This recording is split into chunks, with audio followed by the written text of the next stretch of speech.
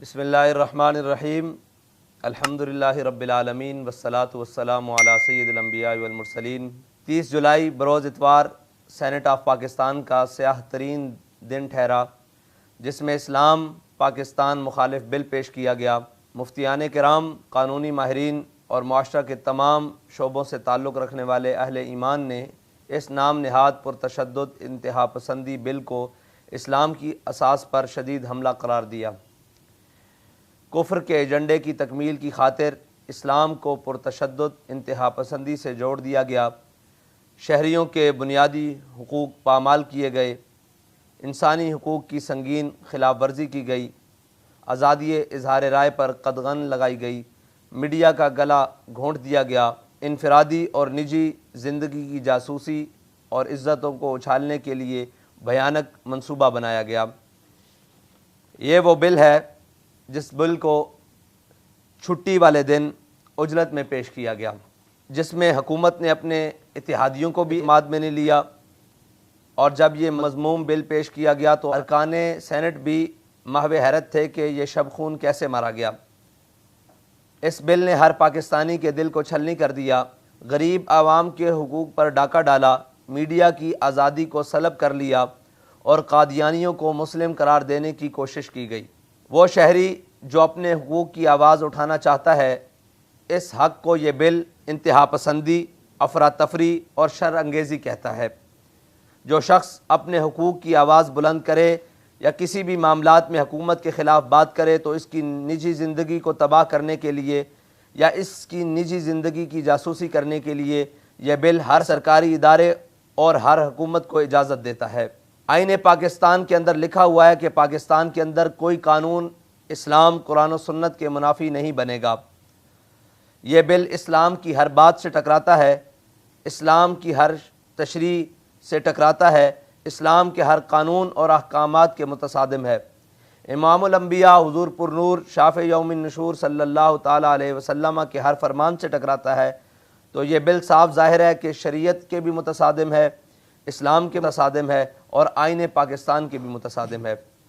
سب سے بڑھ کر بل کے مندرجات کے مطابق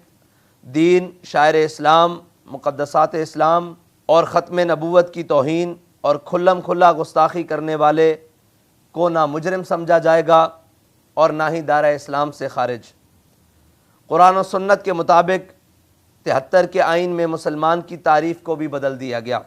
چنانچہ قادیانی اور گستاخان مقدسات اسلام کو بھی مسلمان کہنے کی مذموم جسارت کی گئی۔ نیز 295 کے قانون کو عملاً غیر مؤثر قرار دینے کی بھرپور ناکام کوشش کی گئی۔ اسلامی فکر کی آبیاری کرنے والے مدارس اسلامیہ کے نقوش کو مٹانے کے مذموم عزائم جیسے بدترین کفر کے ایجنڈے کو شامل کیا گیا۔ تحریک لبیک پاکستان اس اسلام مخالف بل کی شدید مذمت کرتی ہے اور کفر کے تمام منصوبوں کے خلاف ہمیشہ میدان عمل میں ہے، اور تحفظ اسلام، تحفظ ختم نبوت، تحفظ ناموس رسالت اور تحفظ نظریہ پاکستان، بقائے پاکستان